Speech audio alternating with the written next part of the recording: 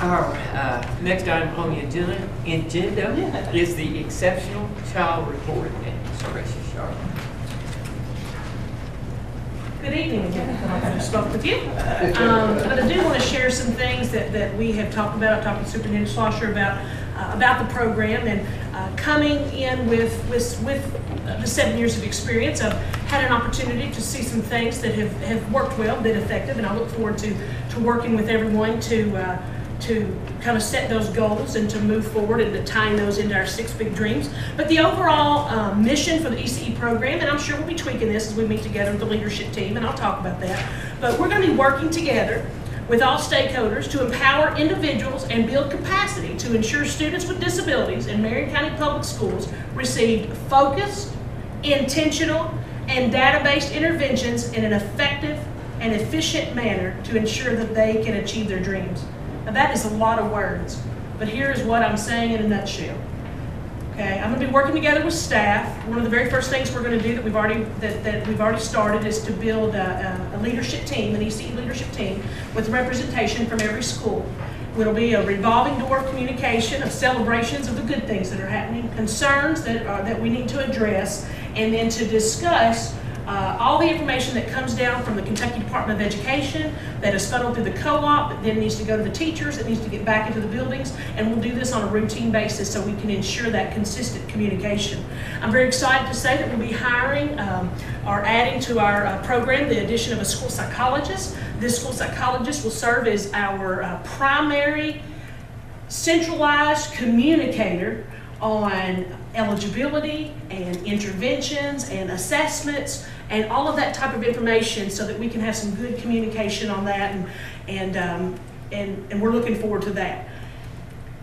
One of the big things that I'll be talking with staff about initially, and I think it's my general understanding that they're creating a lot of their progress monitoring instruments, which is making it very hard for our ECE teachers to be able to basically spend a lot of time on that. So with Superintendent Schlosser's support, we're going to actually obtain a program that's going to allow us to take the current assessments that we already have and add in a component of progress monitoring so that when we provide interventions to students, we actually see if those interventions, we maintain and monitor whether or not those interventions are being effective and whether or not they're making a difference for students. If they're not, then we need to get out of crazy cycle, because the definition of insanity is to do the same thing over and over again and expect a different response. So what we'll do there is we'll make a change. And if it's working, we're going to keep heading that direction, but we're going to have a lot of intentional, focused conversations and training on data analysis, how to use the data, how to interpret the data, and how to make decisions going forward so we can best meet the needs of students. We do have Teresa Combs from the Kentucky School Boards Association. She is a lawyer with KSBA. She's our legal representative for our program, and in just a few minutes we're going to talk about procedures and best practices. She's actually coming in to meet with all of our administrators, our guidance counselors, all of us, to talk about the ARC meetings and to talk with our chair people about effective practices, best procedures, and how we can integrate all of our team members into that process to do what's best for kids. We will have a couple of staff training days prior to the beginning of school. Once again, we're going to be focusing on and emphasizing data and how we're going to use that to drive our instruction and our interventions. We will be focusing on together we, and I say we, I mean everyone, okay? One of the things that we really have to start talking about early on, it's really a favorite topic of mine, and that is that parents, the job of a parent is to be an advocate for their child. If you're a parent or a guardian and you're not an advocate for your job or for your child, you're really not doing much. Now, with all due respect, that's your job. That's what you're supposed to do. And then what our job is, as a result of that, our job is to listen and to work with you and to take your concerns and what you need, and for us to work together to make those changes. Because whatever your perception is, or whatever the perception is of a parent or guardian, that is reality. And we have to work together to make that happen. And oftentimes I find, and I haven't been here long enough to know, so I'm sorry, I don't know yet, but sometimes people fear that. They see that as possibly a negative, or they have some concerns about that. And I say the more the merrier. Because the more that happens, the more we're all on the same page, and the better that things happen for kids. The only way good things happen for kids is if we have a connection between home and school. That's when great things happen. Anything else is a barrier to student learning, and that's going to be a barrier to our students accomplishing and achieving their dreams. So we want to do that. A big philosophy when it comes to working with staff, or really anyone for that matter, of mine that I'll share openly. When it comes to folks, it doesn't matter what you know. It really doesn't matter what you know today. It doesn't matter what you knew yesterday. What matters is will you grow. Okay? So it doesn't matter what you know, but will you grow? And if you won't grow as an individual, and you won't grow as a professional, and you won't grow in your skills, then there's going to be some problems in that area, because we have to grow to meet students' needs, because we're expecting them to grow, and they can't grow if we don't. Superintendent Schlosser actually alluded to the fact that I want to be sure to send out some surveys, anonymous surveys, to get feedback from our regular education staff, our ECE staff, our parents, our community. I want to get feedback on what are the areas that are going well. I'll be very honest with you, what little time I've been here, a couple days, I've seen that there are a lot of really great things happening in Marion County, a lot of great practices, a lot of good things are happening for kids. But I also know that there are some concerns. I want to get that. I want to gain that in a way that it can be anonymous, that individuals don't have to feel like, because there are people who want to say things, but they really don't want to feel like they're causing problems or being a troublemaker. Well, that's not being a troublemaker. That's called expressing your concerns. It's welcome. And we'll do that through some surveys and get some feedback from individuals, and basically just work together to address that, to establish the culture of the fact that we're going to have an amazing ECE family that's going to work together with parents and the community to meet the needs of students. So look forward to working with you. Thank you, Ms. Sharp. I just love organizing people. I'm not one of them, but I enjoy somebody else that is. Thank you. Thank you. The sixth item on the agenda is our code of conduct approval. I move upon, go ahead. Go ahead. No, sorry. I move upon the recommendation of Superintendent Schlosser that the board approve the student conduct code of conduct for 2014-2015 school year. I second.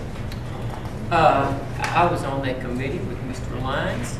I know there's a few changes in the code of conduct. You all had an opportunity to read those. Would you mention any major changes, Mr. Lyons, that most of them I think are... They were mostly just changes in the language to clarify some things the people who were on the committee, the principals who were on the committee felt need to be clarified, things that they see every day that they would like for it to be just a little clearer, so that they can, when they're making a case to a parent about an issue, that they have something specific that they can point to. So those are really the main things we made changes to. And they were all highlighted in the document. So, does anyone have any comment? Or all in favor? Aye. Aye. Oh, yeah, I said aye. I didn't say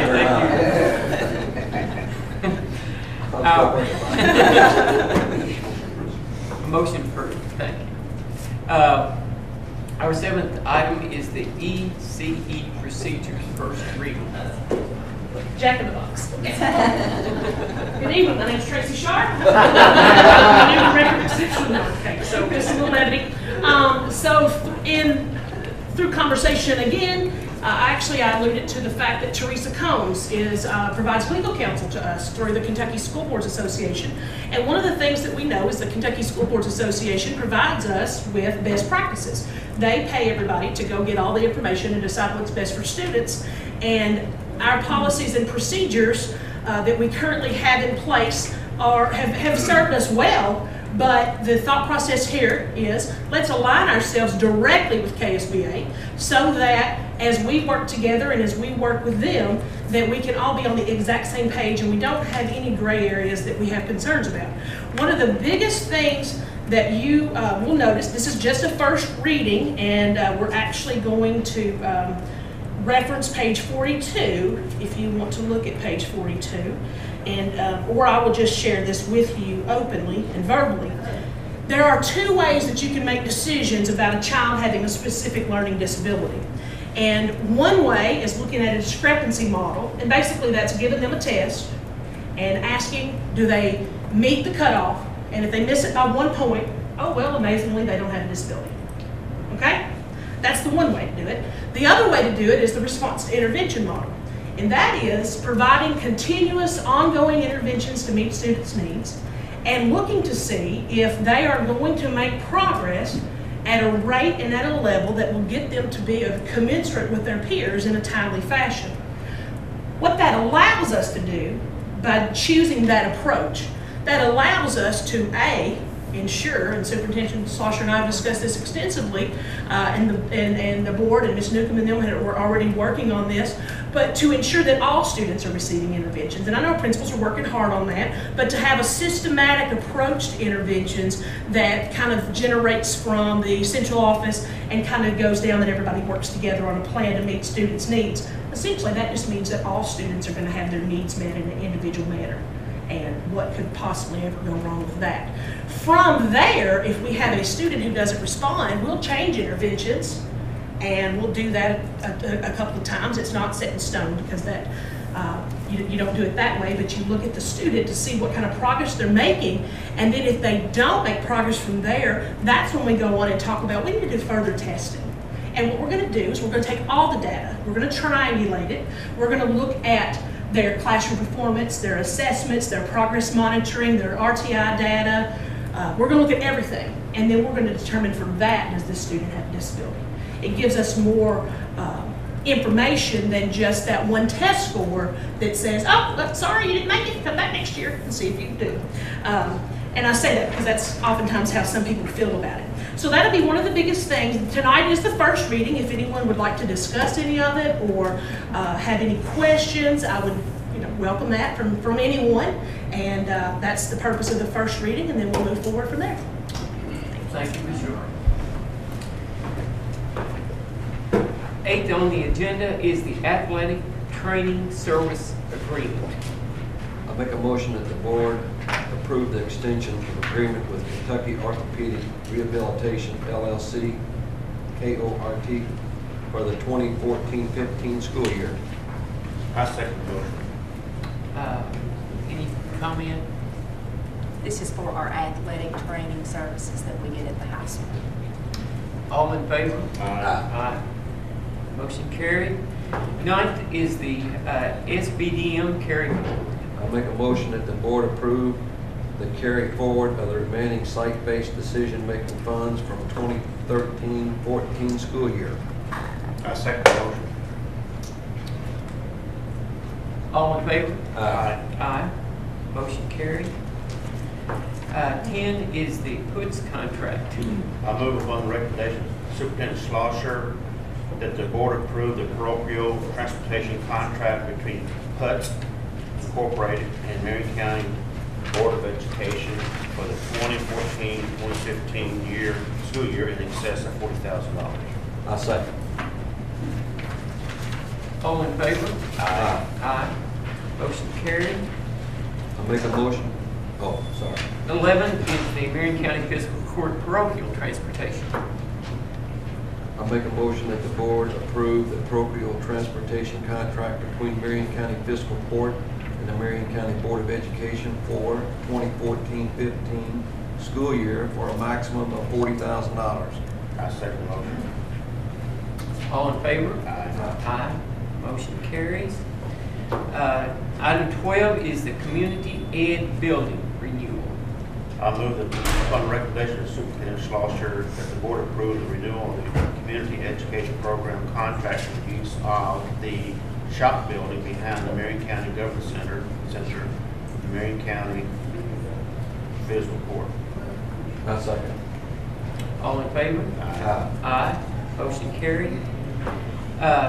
Item 13 is the release of the LGEA grant funds.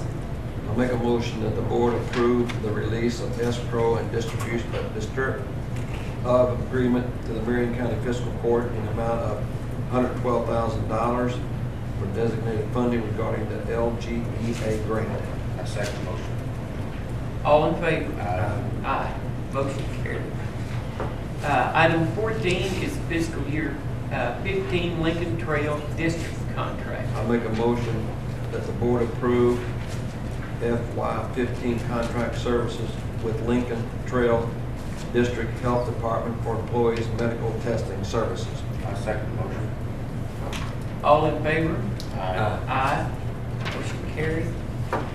Item 15 is a BG1 for the Marion County Area Technology Labs. I move upon the recommendation of Superintendent Schlosser that the board approve the BG1 for the carpentry and industrial maintenance lab modification for the Marion County Area Technology Center. I second. Do you need Mr. Ward to answer any questions? Any questions? What we do? All in favor? Aye. Aye. Motion passed. Item 16 is the Studio Kramer Architect Agreement. I move upon the recommendation of Superintendent Schlosser that the board approve the standard form of agreement between the Marion County Public Schools and Studio Kramer Architects for the Marion County Area Technology Center's lab modifications. I second. All in favor? Aye. Aye. Motion passed. Item 17 is the Marion County Job Training Consortium Agreement. I make a motion that the board approve the agreement between the Marion County Board of Education and the Marion County Job Training Consortium for the Marion County Area Technology Center lab modifications. I second the motion. All in favor? Aye. Aye. Motion passed. Item 18 is the schematic drawings approval. I make a motion that the board approve the schematic drawing for the modification project at the Marion County Area Technology Center. I second the motion. All in favor? Aye. Aye. Motion passed. Item 19 is the energy manager position established. I move upon the recommendation of Superintendent Schlosser that the board approve the establishment of an energy manager's position. Any explanation? If you'll remember, Oh, I'm sorry. You need a second. I second. Sorry. I Thank you. read what you just said. Thank at an earlier board meeting this year, we talked about the fact that the energy managers was a service that we had been providing through our co-op, Jessamine County, Mercer County, some of those folks, and it was a service that we had been using for 2-3 years, and it was actually costing us $10,000. So we're at a point to where we've got a lot of things under control. Mr. Spalding has worked closely with those folks, and so we could actually look at cutting that cost in half. It's something that we're required to do because obviously, you know, our country as a whole wants to save energy. So it's a way for us to save energy and keep the work in-house. I think it's a good idea to do that. I was on the Conservative Energy Committee a couple of years ago and had a chance to visit all the schools, and there are little simple things that we can do to cut back energy. So I think it's a great idea to have it built in-house. Any more comments? All in favor? Aye. Aye. Motion passed. Item 20 is the energy manager job description. I move upon the recommendation of Superintendent Schlosser that the board approve a job description for the energy manager's position. See attachment 1. I second. Any questions? All in favor? Aye. Aye. Motion passed. Item 21 is the sanitary security systems approval. It's a lot of business. That's what I needed, didn't it? That's a ton, Commissioner. I make a motion that the board approve Centauran, security system for maintenance and monitoring security for the district for 2014-15 school year. I second the motion. Any comment? All in favor? Aye. Aye. Motion passed. And the next is the Simplex rental. I move Go ahead. upon the recommendation of Superintendent Schlosser that the board approves Simplex rental for fire alarm and detection monitoring and maintenance services for the district for a total of $26,166.43 for the 2014-15 school year. I second. Any comment? What was that last year, that amount? Or is that in line with, I don't know how we came up with that figure. We contract that service out to this company. we contract, they basically send us a bill. We've been So, using them all along? Yes, we or- have. We use Sonatrol and Simplex for either our security system or our fire alarms, and it actually monitors that. If something happens, it's kind of like at your home. If you have a security system or fire alarm, they'll straight to the police station, and then we also get a phone call on our cell phones as well. I guess me being new, I'm gonna ask probably a dumb question. Okay, that's Uh, okay. Is that something we go out, I mean, is that the only company that does that type of work, or do we ever put this out for bid? I mean, 26,000, pretty good amount of money. I didn't know, Is Scott here? we, I just wondered, I didn't know if we bid this or. And what I'll wait and let Scott answer the question. Could Simplex? The question We did that. is, there was a motion made, and the price is $26,166.43 for 2014-15 school year for the monitoring, for the fire alarm approval.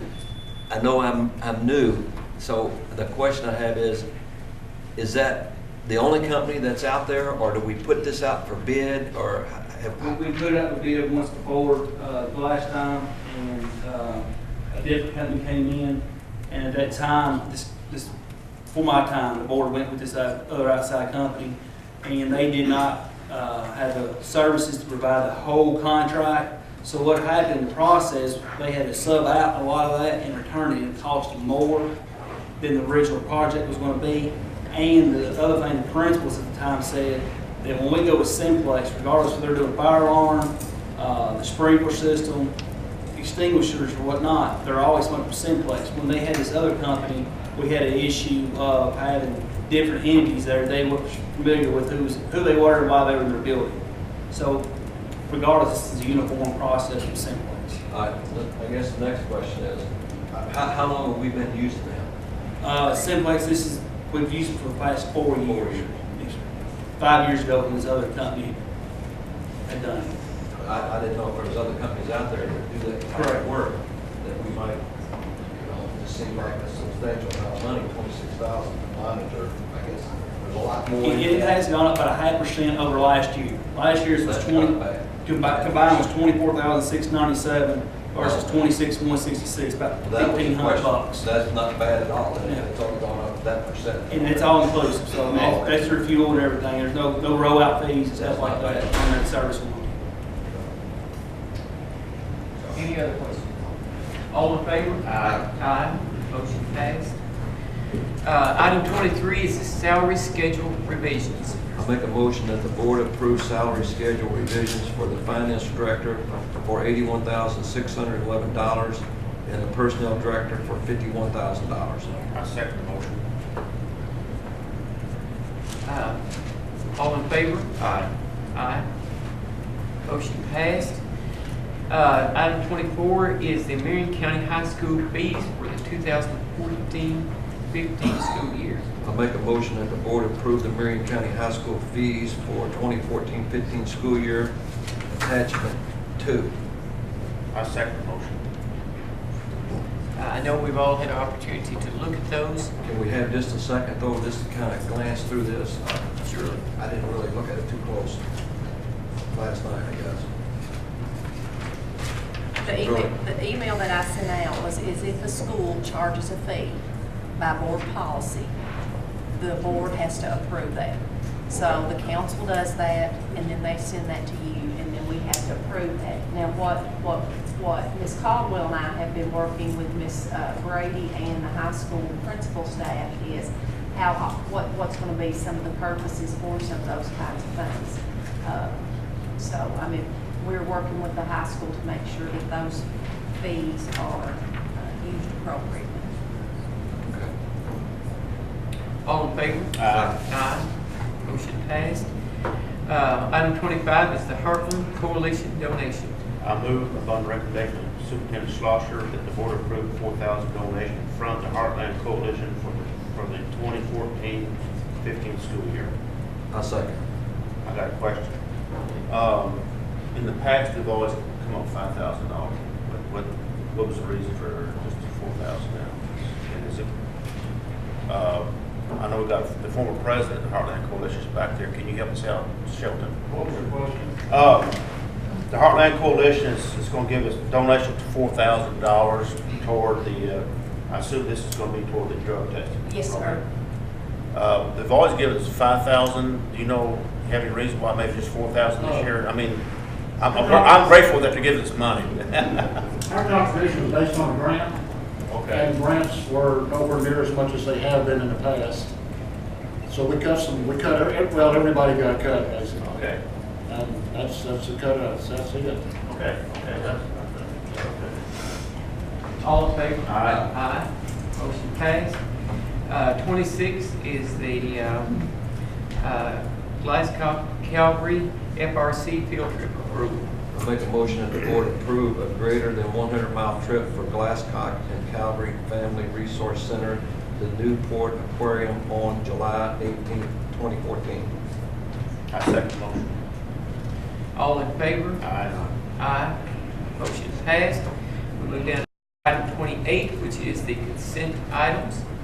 I make a motion that the superintendent contract, No, superintendent. it's item 28. Oh. Wait a minute. We got 27. And that one has been taken care of. Oh, okay.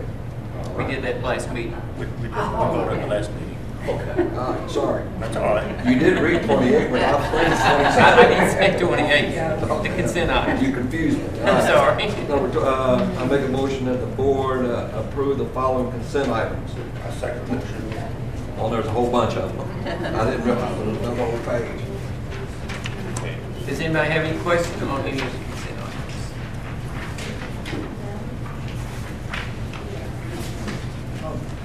All in favor? Aye. Aye. Motion passed. Item 29 is certified personnel from the superintendent Slosher. Item 30 is Superintendent Slosher notification of classified personnel.